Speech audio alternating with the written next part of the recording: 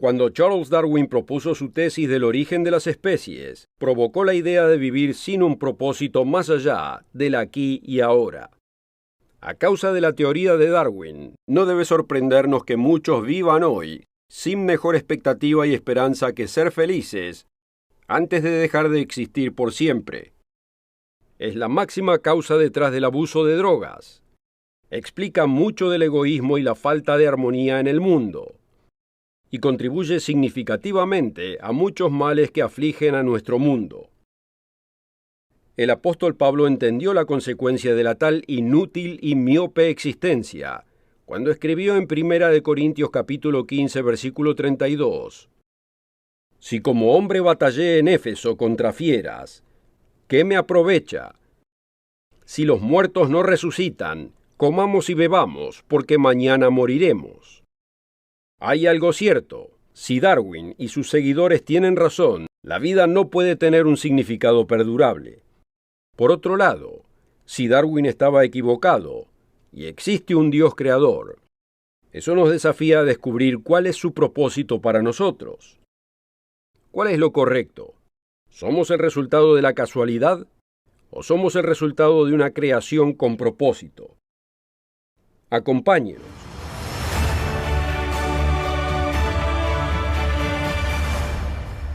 Una calurosa bienvenida desde el mundo de mañana y la Iglesia del Dios Viviente, patrocinador de este programa. La teoría de la evolución de Darwin planteó la idea de que el hombre no es el resultado de una creación por una inteligencia superior, sino el resultado del ciego azar y la suerte. ¿Tenía razón? ¿Pudo la vida aparecer en este planeta sin un Dios creador? A causa del tiempo limitado del programa, no voy a mencionar todos los problemas con la teoría de Darwin. Y créame, hay muchos problemas, grandes problemas. Pero para el propósito de hoy, mencionaré un problema de su teoría. Luego veremos algunas citas de evolucionistas que muestran cómo la teoría de la evolución está basada en el plano de la religión secular, en vez de en la ciencia, y veremos cómo esta teoría alteró la visión mundial del hombre. Luego mostraré lo que la Biblia dice acerca del propósito de la vida. Es importante al principio clarificar qué significa darwinismo. La teoría de Charles Darwin abrió una puerta, pero al pasar el tiempo, los científicos entendieron que algunas tuercas y tornillos de su teoría no coincidían. El término neodarwinismo y síntesis moderna evolucionista son usados para explicar cómo los científicos alteraron su visión de la tesis original de Darwin. Pero el concepto final es el mismo. Toda vida es el resultado del naturalismo, lo cual es el proceso natural separado de cualquier otra fuente. Para decirlo de otro modo, la evolución no deja espacio para Dios o cualquier otra inteligencia de ser la fuente de la existencia. Un problema con el concepto evolucionista es la falta de evidencia. La mayoría nunca consideró esta posibilidad y creyeron ciegamente que la ciencia posee evidencia de sobra. Después de todo, conocemos los árboles de evolución de los libros de ciencia, mostrando la evolución de una especie a otra. Luego están las figuras míticas de transición entre reptiles y pájaros. Pero ese es el problema. Son figuras míticas y árboles de vida míticos. Los hechos cuentan una historia muy distinta. El término evolución significa que algo cambia gradualmente, a pasos pequeños, casi imperceptibles. Para que una especie evolucione a otra especie de criatura, deben ocurrir muchos pasos. Y significa que debe haber incontables fósiles intermedios que se encuentren fácilmente, pero esto no ocurre. Michael Denton propone esta pregunta acerca de la falta de evidencia en el registro fósil. De acuerdo a esta teoría, innumerables transiciones deberían existir. ¿Por qué no las encontramos incrustadas en la abundancia de la corteza de la Tierra? Como ejemplo, las ballenas se considera que evolucionaron de algún mamífero terrestre desconocido, que por supuesto no es encontrado en el registro fósil. Pero ¿cómo puede evolucionar un mamífero terrestre en una ballena contemporánea? Denton da una lista abreviada de modificaciones que debieron ocurrir para que suceda esto. modificación de las patas anteriores, la evolución de las aletas posteriores, la forma aerodinámica, reducción de las patas traseras, modificación del cráneo para que aparezcan orificios nasales arriba de la cabeza, modificación de la tráquea, modificación del comportamiento, tetillas especiales para que la cría pueda alimentarse debajo del agua. Una lista completa sería enorme. Uno se inclina a pensar en centenares y hasta miles de especies en transición, hasta la forma más directa entre un hipotético ancestro terrestre y el común ancestro de la ballena moderna. El mismo escenario debería acontecer entre los reptiles y los pájaros, los peces y las criaturas terrestres, o para el caso cualquier cambio entre una especie y otra especie. Pero el hecho es que no existen las especies en transición. Los supuestos ejemplos extraños que aparecen en los textos son exactamente eso, ejemplos supuestos. Los paleontólogos buscaron durante décadas el eslabón perdido entre una criatura como el simio y el hombre. Simiesco es una descripción precisa, porque sería el supuesto eslabón entre el hombre y los primordiales animales que no existen y nunca fue encontrado en el registro fósil. Y es considerado un ancestro en común, y es exactamente a lo que nos referimos, una forma transitoria. La lógica nos dicta que deben existir muchas más formas de transición que el original y la criatura final. Pero ¿dónde están todas estas transiciones? No existen. La ausencia de transiciones, aunque perjudicaba, no era fatal en 1860, porque era razonable esperar que muchos fuesen encontrados eventualmente al incrementarse las actividades geológicas. Solo una pequeña fracción de los cientos de miles de especies conocidas hoy eran conocidas por Darwin, pero virtualmente todos los fósiles de nuevas especies descubiertas desde el tiempo de Darwin han sido relacionados a formas conocidas, o como los pogonóforos, extraños tipos únicos de afinidad desconocida. ¿Alguna vez ha considerado la implicación de esta falta de evidencia? Los científicos y los paleontólogos hablan mucho acerca del eslabón perdido, pero no es un solo eslabón perdido, son cientos de miles de eslabones perdidos que no existen. Denton también escribió: la figura general de la vida en la Tierra hoy es tan discontinuada, la grieta entre los distintos tipos es tan obvia, que como Stephen Stanley nos recuerda en su libro Macroevolución, si nuestro conocimiento de la biología estuviese restringido a estas especies presentes que existen en la Tierra, nos preguntaríamos si la doctrina de la evolución calificaría como algo más que una hipótesis inaudita. Como aclaración, Stephen Stanley es un paleontólogo y biólogo evolucionista, pero no es el único en admitir que existe un problema con la evidencia. Michael Ruse es un conocido filósofo, evolucionista y autoproclamado escéptico. Por un reporte del periódico Boston Globe titulado Guerra Evolucionista, conocemos el siguiente historial de Michael Ruse. En 1981, Ruse testificó en una clase en la cual un juez de Arkansas dictaminó que la ciencia de la creación, la cual el Estado trató de introducir en las escuelas, no era una ciencia válida, sino un atentado inconstitucional de enseñar religión en la escuela. La Corte Suprema sostuvo la decisión en 1987, aunque Ruse cambió de opinión respecto a la fuente de algunas fortalezas de la evolución algunos años más tarde. A fines de marzo de 1992, un profesor de leyes de la Universidad de Berkeley, en California, Philip Johnson, lo invitó a Ruse a que forme parte de lo conocido como Simposio Darwiniano en la Universidad Metodista del Sur. En Johnson crecía la idea de que la evolución es una teoría fallida luego de leer el libro de Michael Denton y pasó a ser una figura significativa en el debate. Ruse, que parecía ser razonable, agradeció la oportunidad de discutir la cuestión a nivel académico en forma educada. La contribución de Johnson al debate le dio luz al hecho de que la ciencia evolucionista no es una ciencia totalmente objetiva, sino que está basada en el naturalismo, lo cual es Una filosofía que supone que el completo mundo de la naturaleza es un sistema cerrado de causa y efecto material que no puede ser influenciado por nada exterior. La discusión entre estos caballeros, de Johnson, Roose y los otros participantes en el simposio, produjo un impacto.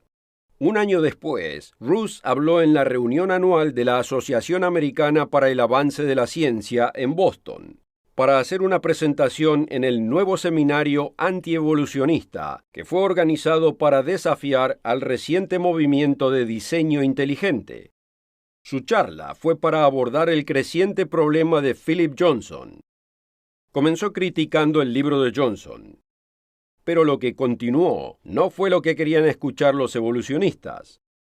Roose abruptamente sorprendió a la audiencia diciendo que había reflexionado el asunto de la base filosófica en años recientes, y después de su participación en el simposio, había cambiado de opinión en un punto principal. Dijo: «Debo confesar que en estos 10 años desde que estuve en el juicio del creacionismo en Arkansas, debo decir que yo mismo he adoptado esa misma posición. Lamentablemente no todos los científicos son así de honestos». Luego continuó diciendo: «Para muchos evolucionistas, la evolución ha funcionado como algo con elementos que son, digamos, similares a una religión secular». Notemos eso. Este es un evolucionista reconocido mundialmente, diciendo que la evolución es similar a una religión secular. Pero aquí no termina. Continuando. Evolución similar a una religión comprende hacer ciertas suposiciones metafísicas a priori, que a cierto nivel no pueden ser probadas empíricamente. Y pienso que la manera de lidiar con el creacionismo, pero además la manera de lidiar con la evolución también, no es desechar estos hechos, sino reconocerlos y ver hacia dónde podemos ir al avanzar desde aquí. Mientras Stanley y Roose continuaron creyendo en la evolución, a pesar de admitir que favorece al menos parcialmente estar basada en suposiciones filosóficas, un gran número de altamente educados y respetados profesores doctorados se pasaron del otro lado. El microbiólogo Michael Behe fue otro seguidor de Denton. En una entrevista en el video La clave del misterio de la vida, a Behe le preguntaron por qué cambió de opinión respecto a la evolución. Él dijo que siempre supuso que la evolución era verdad, pero cuando leyó el libro de Denton se dio cuenta de que hay dificultosos problemas en la evolución darwiniana, lo cual yo nunca pensé, y los cuales nadie se ocupó de mencionar durante toda mi carrera para obtener mi doctorado. Inmediatamente reconocí que existen dificultosos problemas y me enfureció que nadie lo haya mencionado. Sentí como que me habían conducido a una conclusión que no sostenía ninguna evidencia que yo pensé que tenía. El registro fósil quedó en segundo término de otros desafíos mayores de la teoría evolutiva desde la microbiología. Pero el registro fósil continúa siendo un gran problema para demostrar la vida como consecuencia del azar. Darwin quizás fue excusado hace 150 años por falta de evidencia fósil, pero es evidente hoy que ninguno de los cientos de miles y hasta millones de fósiles intermedios, también llamados eslabones perdidos, hayan sido o serán encontrados. Simplemente no existen. Y que sigan los científicos diciendo que con suficiente tiempo serán encontrados, ya no tiene excusa. No es ni científico ni honesto. Y debo agregar que cualquiera que estudie el tema no vive en la realidad si deja de reconocer y admitir el problema. ¿Cuál fue la contribución de Darwin al mundo? El legado de Darwin y el de sus seguidores, que continúan manipulando su falsa teoría, no tiene ningún propósito. Su impacto fue tan fundamental porque la teoría darwiniana quebró el vínculo entre el hombre y Dios y lo dejó a la deriva en un cosmos sin propósito o fin. Ninguna otra revolución intelectual del tiempo moderno ha afectado tan profundamente la manera en que el hombre se ve a sí mismo y a su lugar en el universo. Esta idea llegó a tocar todo aspecto de pensamiento moderno, y ninguna otra teoría en tiempos recientes ha hecho tanto para moldear la forma en que nos vemos y nuestra relación con el mundo que nos rodea. El triunfo de la evolución significó el final de la creencia tradicional en el mundo como un orden creado con un propósito, la tal llamada visión teleológica, la cual ha sido predominante en el mundo occidental durante 2 milenios. El azar no puede explicar o dar propósito. Es Dios, no la evolución, el que da propósito a la vida. No puede haber un propósito perdurable sin Dios, porque solo Dios puede dar vida más allá del sepulcro. La Biblia habla de un hombre llamado Job. Después de una serie de tribulaciones que pasó Job, él hizo la pregunta más importante que se pueda hacer, y luego la respondió. Si el hombre muriere, ¿volverá a vivir? Todos los días de mi edad esperaré, hasta que venga mi mutación. Aficionado a la obra de tus manos, llamarás, y yo te responderé. El primer capítulo de la Biblia nos declara el propósito de Dios para nosotros. Génesis 1, comenzando en el versículo 26. Entonces dijo Dios, hagamos al hombre a nuestra imagen conforme a nuestra semejanza. Y creó Dios al hombre a su imagen. A imagen de Dios lo creó. Varón y hembra los creó. Otras escrituras elaboran más en este tema original. La Biblia suele referirse a potenciales hijos de Dios cuando habla de los humanos.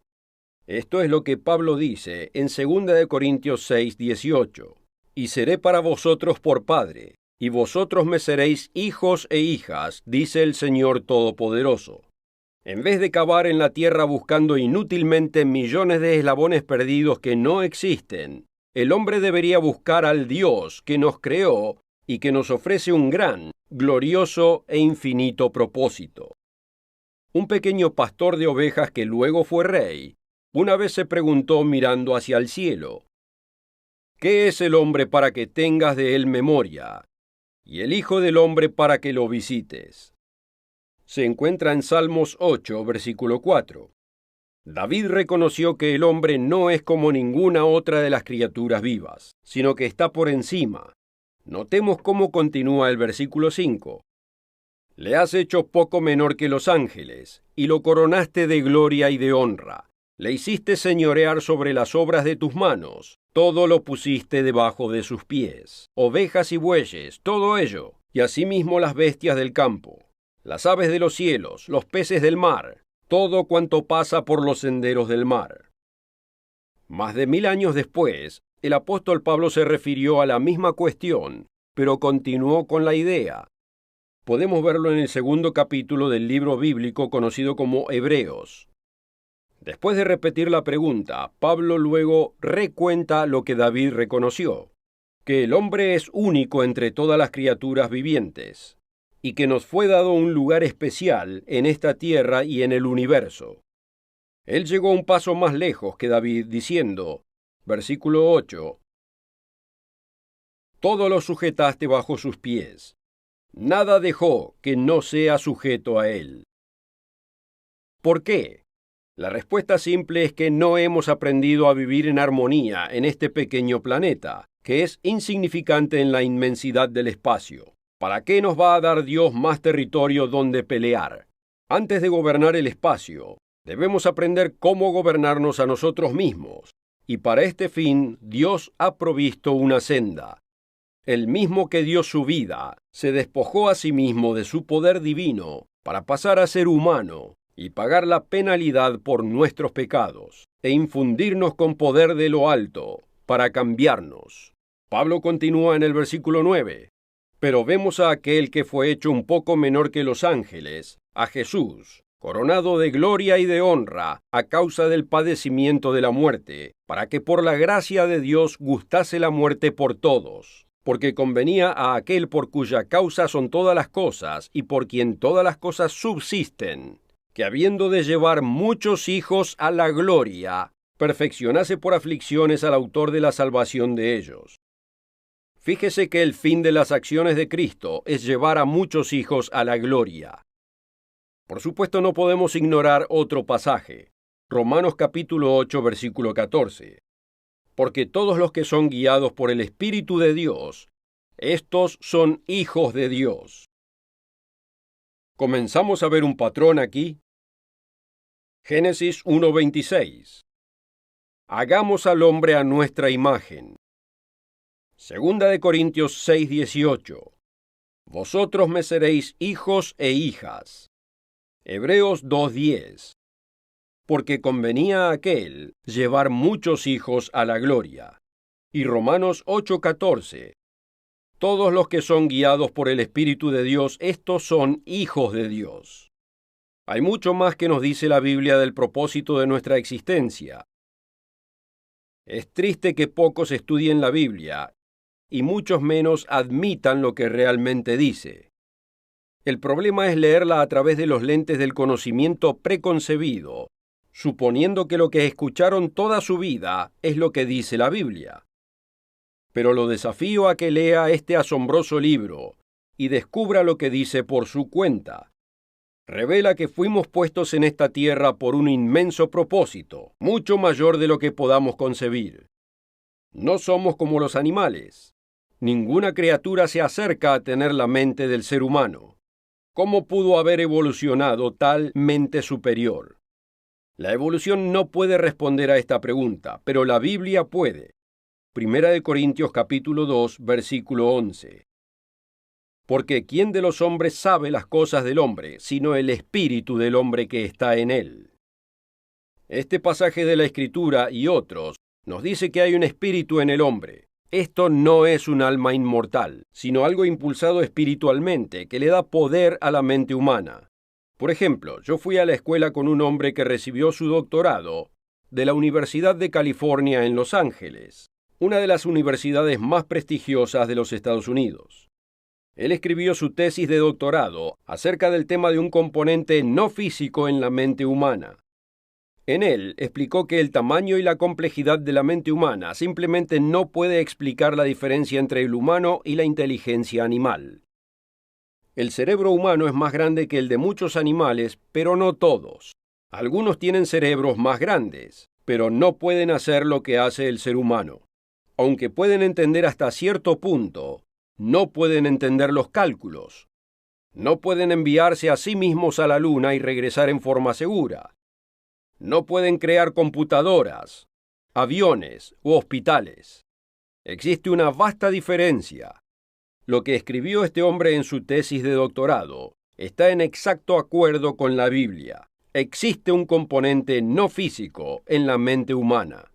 Pero la Escritura continúa diciendo: así tampoco nadie conoció las cosas de Dios, sino el Espíritu de Dios. Existe otro Espíritu, el Espíritu de Dios. Y este Espíritu debe estar unido con el Espíritu humano para que podamos ser hijos de Dios. Notemos Romanos 8, comenzando en el versículo 16. El Espíritu mismo da testimonio a nuestro espíritu, que somos hijos de Dios. Y si hijos, también herederos, herederos de Dios y coherederos con Cristo. La mayoría hoy viven sin ningún propósito perdurable, viven por el hoy, y piensan que llenar sus vidas con divertimento y placer los hará felices. Y sin dudas lo logran por un corto tiempo. Pero un día todo llega a su fin. Y el fin muchas veces es precedido por un lento, doloroso y vergonzoso deterioro. Es recién entonces cuando todos quieren saber cuál es el propósito de la vida. ¿Es esto todo lo que hay? Para ese entonces ya es un poco tarde para comenzar la búsqueda. Tristemente, Darwin abrió la puerta hacia una vida sin ningún propósito y el reemplazo del significado por el azar. El humano es dejado sin el entendimiento de que un poder mucho mayor que nosotros nos ofrece un inmenso propósito: la vida en su familia, como hijos suyos para siempre.